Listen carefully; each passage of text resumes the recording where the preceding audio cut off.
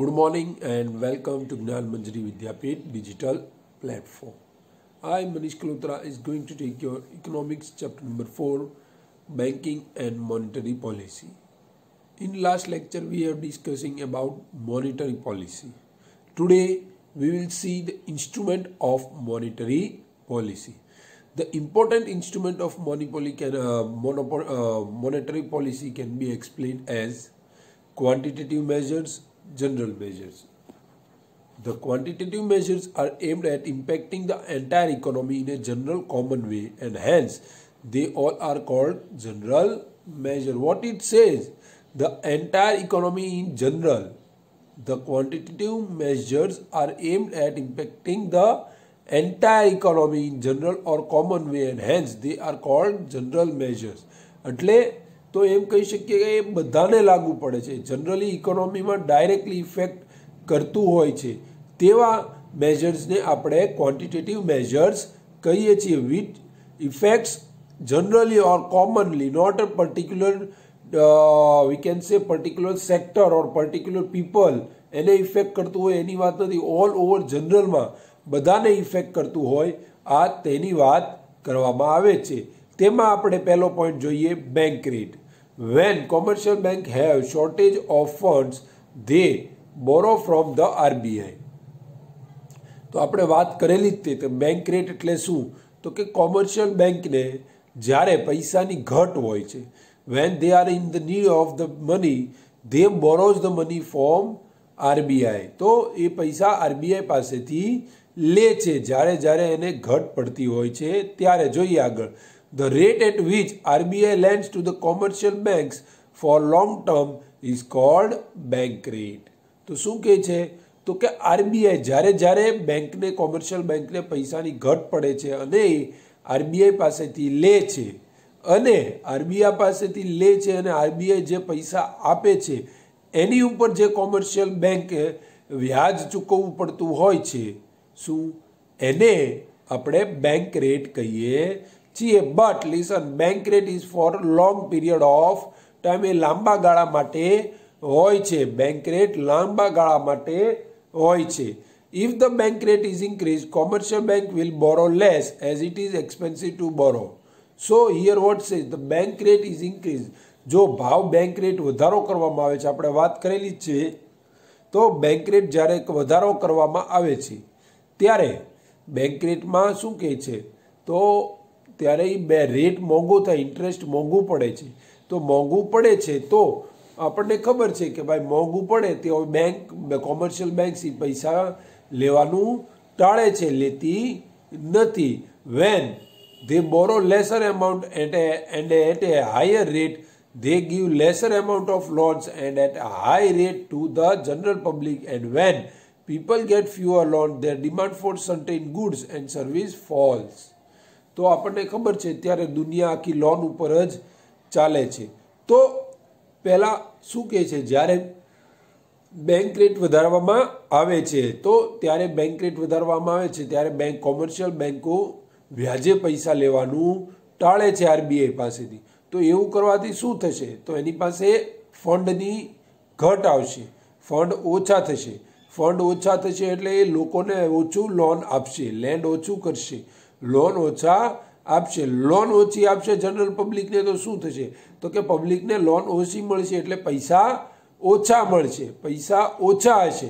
પૈસા ઓછા હશે તો શું થશે, તો અમુક વસ્તુ હશે એની ડિમાન્ડ ઘટશે. કેમ, તો કે પછી પૈસા ઓછા હોય ત્યારે એને જરૂરિયાત હોય તેટલા જ પૈસાનો ખર્ચો કરવાનો હોય છે, બાકીનાનો ખર્ચો નહીં કરે. એટલે કે એ બિનજરૂરી ખર્ચો કરશું નહીં, બિનજરૂરી ખર્ચો આપણે ટાળશું. તો આવા બિનજરૂરી જે ખર્ચા છે એની આપણી પ્રોડક્ટ્સની ડિમાન્ડ ઘટશે. એટલે આપણે કહી શકીએ કે ઇકોનોમીમાં જ્યારે કોઈ પણ પ્રોડક્ટની ડિમાન્ડ કે સપ્લાય ઘટાડવી હોય તો બેંક રેટ વધારવામાં આવે છે. ક્લિયર? જોઈએ આગળ. On the whole, there is lesser creation of money, lower demand for goods and lower creation of money in the economy. When the economy is under the grip of inflation, bank rate is increased to control it.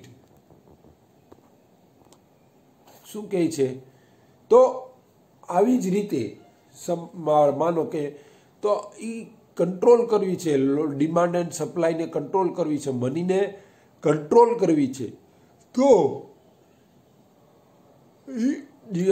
એ આ રીતે કરી શકે છે. When the economy is under the grip of inflation, bank rate is increase two control inflation. તો શું કહે છે કે જ્યારે ઇન્ફ્લેશનમાં આવીએ છે તો પૈસાની ઉપર કંટ્રોલ, પૈસાની બજારમાં સર્ક્યુલેશન ઘટાડવું છે, તો ઘટાડવું હશે ત્યારે આરબીઆઈ બેંક રેટ વધારશે તો વધારવાથી શું થશે તો કે આપણે વાત કરીએ એમ તો કે કોઈ પણ પ્રોડક્ટની ડિમાન્ડ એન્ડ સપ્લાય ઘટશે. તો કઈ રીતે ઘટશે તો કે કોમર્શિયલ બેંક આરબીઆઈ પાસેથી વ્યાજે પૈસા લેવાનું ટાળશે, એટલે એ લોન ઓછી કરશે લોકોને, એટલે લોકો પાસે પૈસા ઓછા આવશે એટલે demand of the product decreases. Clear? તો આ એક છે. તો હવે બીજું આપણે જોઈએ તો આ આપણે ઇન્ફ્લેશનની વાત કરી છે, હવે વાત આપણે કરીએ ડિપ્રેશનની. જોઈએ એમાં when supply of money is higher than demand for money, there is inflation and hence reducing money supply helps in reducing inflation, and if supply of money is lesser, the demand for money, there is a depression. તો શું પહેલા કીધું આપણે જોઈએ તો કે when supply of money is higher than demand for money, તો કે પૈસાની જરૂર છે, એકથી વધારે લોકો પાસે પૈસા આવી જાય તો શું કરે તો કે બિનજરૂરી વસ્તુમાં પછી પણ પૈસા નાખવા મળે, એટલે ઇન્ફ્લેશન ટૂંકમાં આવી જાય. એવી જ રીતે તો પછી માનો કે ડિમાન્ડ પૈસાની વધારે છે અને સપ્લાય ઓછી છે તો એને આપણે શું કહીશું તો એને આપણે ડિપ્રેશન કહીશું. સેમ વે આપણે વાત કરીએ એમ તો કે એ બેંક રેટ વધારે તો આ થાય, તો ડિપ્રેશનમાંથી નીકળવું હોય તો શું કરવાનું તો કે ડિપ્રેશનમાંથી નીકળવું હોય તો બેંક રેટ ઘટાડો કરવાનો થશે. બેંક રેટ ઘટાડો કરશે એટલે લોકો કોમર્શિયલ બેંક પૈસા વધારે ઉપાડશે એટલે લોન વધારે દેશે એટલે લોકો પાસે પૈસા વધારે આવશે, અને વધારે આવશે એટલે demand for goods and product વધશે. તો આ રીતે આપણે ડિપ્રેશનમાંથી બહાર નીકળી શકીએ છીએ. એટલે બેંક રેટ ડિપેન્ડ કરે છે. It is one of the factor which effects the depression as well as inflation. હું એમ નથી કહેતો કે એ જ ઇફેક્ટ કરે છે, but it is one of the such factors which effect depression and inflation. તો એ એના હાથમાં હોય છે એવું નથી, but there are some points શું કે એ કંટ્રોલ કરવાની કોશિશ કરે છે, કંટ્રોલ કરી શકે છે. ક્લિયર? જોઈએ આગળ. The policy of keeping the bank rate very low is called the cheap money policy, and the policy of keeping the bank rate higher is called the dear money policy. તો હળવી આપણે લો bank rate લો રાખવો હોય તો એને કેવી policy કહેવામાં આવે છે તો એને ચીપ મની પોલિસી કહેવામાં આવે છે. અને જ્યારે બેંક રેટ વેરી હાઈ રાખવામાં આવે છે તો ત્યારે એને કેવી ઇકોનોમી કહેવામાં આવે છે તો કે ડિયર મની પોલિસી કહેવામાં આવે છે. ક્લિયર? જોઈએ આગળ. હવે RBI has stopped using bank rate as instrument to regulate money supply since last few years and is using repo rate and reverse repo rate instead. Bank rate is at a rate for long term and hence cannot be changed in the very short period, while repo rate and reverse repo rate can be altered regularly money supply in the short term. તો જોઈએ આપણને ખબર છે, મેં વાત તમને કરેલી છે.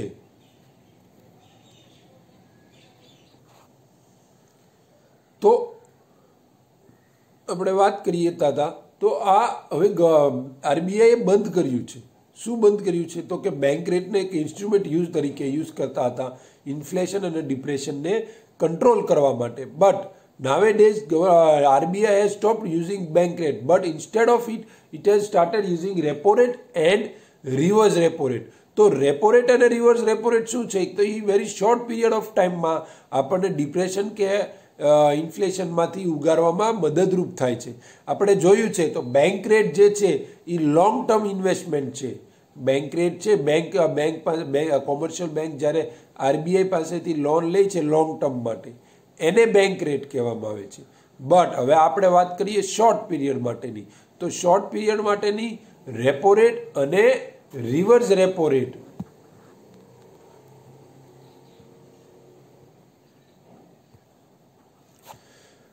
Repo rate and reverse repo rate. When commercial banks needs funds for a very short period of time, sometimes for 1 day, 7 days, 15 days, etc., they sell some securities which are held by them to RBI with a repurchase agreement at a particular rate. This rate is called as a repo rate. શું કહે છે? તો કે commercial બેંક્સને જ્યારે short time period માટે પૈસાની જરૂર હોય છે, સમટાઈમ્સ ફોર 1 દિવસ હોય, 7 દિવસ, 15 દિવસ, તો એવા નાના ગાળા માટે હોય છે, ત્યારે એની પાસે સિક્યુરિટીઝ હોય. તો કેવી સિક્યુરિટીઝ હોય? તો ઇક્વિટી હોઈ શકે છે, બોન્ડ્સ હોઈ શકે છે, ડિબેન્ચર્સ હોઈ શકે છે. તો આવી બધી સિક્યુરિટીઝ હોય છે, એ આરબીઆઈને વેચે છે. આરબીઆઈને વેચે છે, but it is a like agreement that E resale કરશે કે એ પાછું મને જ આપવાનું છે. જે બેંક વેચે છે એ બેંકને જ પાછું આપવાનું છે. એ સમ પીરિયડ ઓફ ટાઈમ, 2 દિવસ, 5 દિવસ, 10 દિવસનો ટાઈમ રાખ્યો હોય છે. એ ટાઈમમાં એને પાછું દઈ દેવાનું. તો એ ટાઈમના ગાળામાં જે આરબીઆઈને રૂપિયા મળે છે, પણ જે રેટે એને રૂપિયા મળે છે આરબીઆઈને, એ રેટને આપણે શું કહીએ? તો કે repo rate. It is called as a repo rate. Clear? તો શું કહે છે? તો કે 1 દિવસ, 5 દિવસ, 15 દિવસ માટે કે 2-5 દિવસ માટે આપણે કહી શકીએ. તો એ રીતે કોમર્શિયલ બેંકને વ્યાજે પૈસા જોતા હોય છે. વ્યાજે પૈસા જોતા હોય છે. તો એ જોતા હોય પૈસા, માનો કે, તો એ પૈસા કઈ રીતે લેવાના? તો એ વાત કરે છે કે ભાઈ સિક્યુરિટી આપણે એક રીતે કહી શકીએ ગીવે મૂકે છે. ભલે એ એમાં તો વેચે જ છે, નો ડાઉટ, બટ આપણી સિમ્પલ ભાષામાં આપણે કહી શકીએ કે એ ગીરવે મૂકે છે. ગીરવે મૂક્યા ઉપર એ પૈસા લે છે અને અમુક દિવસની શરત મુજબ એ પૈસા પાછા આપી દે છે, અને એની ગીરવે મૂકેલી વસ્તુઓ કે એની સિક્યુરિટીઝ એ પણ આરબીઆઈ એને પાછી આપી દેતી હોય છે. તો આ જે ગાળો છે એને શું કહેવામાં આવે છે? તો એને ગાળા વચ્ચે જે વ્યાજ મળે છે બેંકને, આરબીઆઈને, એ ગાળા બેંકને શું કહેવામાં આવે છે? તો કે repo rate. Repo rate in word short word છે રેપો રેટ. તો એને એલોબરેટ કરવું હોય તો શું કરવાનું? તો જોઈએ. The word repo is used for the term repurchase rate. શું કહે છે? તો રેપો રેટ મીન્સ વોટ? તો કે રેપો રેટ એને કહેવામાં આવે છે, એ શોર્ટ પીરિયડ, એનો એલોબરેટ કરીએ તો એને શું કહેવામાં આવે છે? Repurchase rate. Bank sells government securities to RBI in order to raise money for a very short term with a condition to repurchase them at some discount. Such a discounting rate is called repurchase rate or repo rate. તો શું કહે છે? Bank sells government securities to RBI in order to raise money for a very short term period with a condition to repurchase them at a some discount. તો આ રીતે વાત કરીએ છીએ. તો કે બેંકને માનો કે પૈસાની જરૂર પડી છે શોર્ટ ટર્મ માટે, 1 દિવસ, 2 દિવસ, 5 દિવસ માટે જરૂર પડી છે. તો એ જરૂરિયાત હોય તો એ કઈ રીતે ઊભી કરી શકે? તો એ રેપો રેટ દ્વારા ઊભી કરી શકે. તો રેપો રેટ કઈ રીતે અમલમાં આવે છે? તો કે બેંક પાસે ગવર્મેન્ટ સિક્યુરિટીઝ જે હોય છે, એ સિક્યુરિટીઝને એ શોર્ટ ટર્મ માટે આરબીઆઈને વેચે છે વિથ પ્રી કન્ડિશન હોય છે કે ભાઈ આ 100 રૂપિયાની વસ્તુ મને 105 કે 50. તો એવા શોર્ટ ટર્મ માટે જે રૂપિયાની જરૂર પડે છે અને આરબીઆઈને કોમર્શિયલ બેંક્સ જે ગવર્મેન્ટ સિક્યુરિટી વેચે છે, એને આપણે રીપર્ચેસ રેટ ઓર રેપો રેટ કહી શકીએ છીએ. ક્લિયર? તો જોઈએ આગળ. In the event of inflation, central government increases repo rate. In the event of inflation, central bank increase repo rate as this acts as a disincentive for bank to borrow from the central bank. Subsequently, they lend to the general public at a higher rate, and ultimately people borrow less, and thus money supply and inflation are arrested. તો આપણે વાત કરી હતી તે હમણાં જ તે bank રેટમાં. તો માનો કે સેન્ટ્રલ બેંક રેટ વધારે છે તો શું થાય છે? તો બેંક રેટ વધારવાથી શું થાય છે કે લોન મોંઘી થાય છે. કોને મોંઘી થાય છે?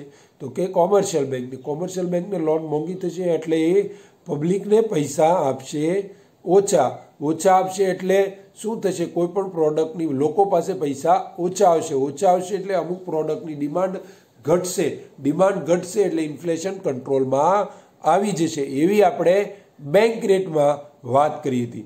સેમ આમાં પણ એવું જ છે. તો ઇન્ફ્લેશનના સમયમાં આરબીઆઈ છે એ રેપો રેટ ઇન્ક્રીઝ કરી દે છે. તો ઇન્ક્રીઝ કરવાથી શું થશે? તો એટલો એની ઉપર બોજો કોમર્શિયલ બેંક ઉપર વધશે. તો એ બોજો વધશે એટલે એ to decrease borrowing from central bank. Central bank પાસેથી પૈસા ઉપાડવાનું ઓછું કરી દેશે એટલે શું થશે? સબસિક્વન્ટલી તો કે એ લેન્ડિંગ ઓછું કરશે, લેન્ડિંગ પબ્લિકને ઓછું કરશે. લેન્ડિંગ ઓછું થશે એટલે શું થશે? તો કે લેન્ડિંગ ઓછું થવાથી કોઈ પણ પ્રોડક્ટની સપ્લાય ઘટી જશે અને ડિમાન્ડ પણ ઘટી જશે. તો આ રીતે આપણે ઇન્ફ્લેશનને અલ્ટિમેટલી કંટ્રોલ કરી શકીએ છીએ. ક્લિયર? જોઈએ આગળ. Reverse repo rate means the agreement upon rate at which the RBI repurchases its security from the commercial bank in the event when the RBI has to borrow short-term funds from the commercial banks by parking its security with the commercial bank. અત્યારે આપણે વાત શેની કરી હતી? તો કે repo રેટની. હવે આપણે વાત કરશું reverse repo rate. Reverse repo rate is same but totally reverse, opposite થઈ જાય છે. પહેલા કોમર્શિયલ બેંક એ આરબીઆઈ પાસે પૈસા લેવા જતી હતી. હવે આખું ડિફરન્ટ થશે. આરબીઆઈ કોમર્શિયલ બેંક પાસે પૈસા લેવા જશે. What would happen now? RBI will go to commercial bank and give their securities to commercial bank, and against security it will take loan for a short term period. તો reverse repo rate same છે but difference એટલો છે કે જ્યારે આરબીઆઈને પણ જરૂર પડતી હોય છે, એટલે આરબીઆઈને લોનની જરૂર પડે ત્યારે આરબીઆઈ પૈસા બેંક પાસે આપણે એમ કહીએ કોમર્શિયલ બેંક પાસેથી લે છે અને એ ગેરંટી પાસે કે રીપર્ચેસ રેટ કન્ફર્મ કર્યા પછી કે રીપર્ચેસ એને જ કરવાનું છે એની સિક્યુરિટીઝ પાછી એ રીતે કન્ફર્મ કરી અને જે પૈસા લે છે એને કહેવામાં આવે છે? તો એને રિવર્સ રેપો રેટ કહેવામાં આવે છે. ક્લિયર? જોઈએ આગળ. Even the RBI sells government securities held by its commercial bank under the condition of repurchasing those at a discounted rate upon the end of the short term period. તો એ જે એને commercial બેંકને repo rate વખતે જે securities આપી હોય commercial બેંકે આરબીઆઈને તો એ પણ વેચે છે. એવું જરૂરી નથી કે એ નથી વેચતા. તો એ પણ એ વેચી શકે છે but at a condition of repurchasing for a short term of પીરિયડમાં રીપર્ચેસ કરવાના કન્ડિશન ઉપર એ કામ કરે છે. ક્લિયર? જોઈએ આગળ. And increase in reverse repo rate means that commercial bank will get more incentive to park their fund with the RBI by lending more to RBI. Therefore, decreasing their lending to general public and ultimately reducing the supply of money in the market and vice versa. તો શું કહે છે? માનો કે RBI reverse repo rate વધારે છે તો શું કરશે? વધારે સિક્યુરિટીઝ, વધારે પૈસા, વધારે ઇન્સેન્ટિવ્સ લેવા માટે એ કોમર્શિયલ બેંક એ આરબીઆઈમાં એની સિક્યુરિટીઝને પાર્ક કરશે કે મૂકશે. આપણે દેશી ભાષામાં કહીએ સિમ્પલ વર્ડ્સમાં તો એ ત્યાં મૂકશે. એનીથી શું થશે? તો એનીથી પાછી લોન આજે આરબીઆઈ આપણે એમ કહી શકીએ કે આરબીઆઈ પૈસા લીધા છે તો બેંકને એટલા પૈસાની ઘટ પડશે એટલે એટલી લોન ઓછી આપશે. આટલી લોન ઓછી આપવાથી શું થશે? તો એની પાસે ફંડ ઘટશે એટલે લોન ઓછી આપશે. લોન ઓછી આપશે એટલે અલ્ટિમેટલી જનરલ પબ્લિકને એટલી લોન ઓછી મળશે. એટલી ઓછી લોન મળશે તો એટલી ઓછી લોન મળવાથી શું થશે? તો માર્કેટમાં સપ્લાય ઓફ મનીને કંટ્રોલ કરી શકે. સેમ વે તો એને સપ્લાય વધારી ગઈ હોય તો આનું ટોટલ ઓપોઝિટ કરવામાં આવે છે. ક્લિયર? તો here repo rate table number 4.3 repo rate and reverse repo rates in past few years are given that we will see. જાન્યુઆરીમાં રેપો રેટ શું હતી? જાન્યુઆરી 2006માં રેપો રેટ 6.5 હતી. માર્ચ 2010માં 5%, એપ્રિલ 2016માં 6.5% હતી. What are this? This all are repo rate. Whereas reverse repo rate કેટલી છે જોઈએ તો કે રિવર્સ રેપો રેટ જાન્યુઆરી 2006માં 5.5 એટલે રિવર્સ રેપો રેટથી 1% ઓછું હતું. માર્ચ 2010માં કેટલું હતું તો કે 3.5% ને એપ્રિલ 2006માં કેટલું હતું તો કે 6% હતું. ક્લિયર? તો આ આપણે જોયું અત્યારે આજે બેંક રેટ અને રેપો રેટ અને reverse repo rate. Today we have studied about bank rate, repo rate and reverse repo rate. For today, here we conclude our lecture, and in next lecture we will see the stabilization under emergency situation topic. For today, thank you very much and Jai Hind.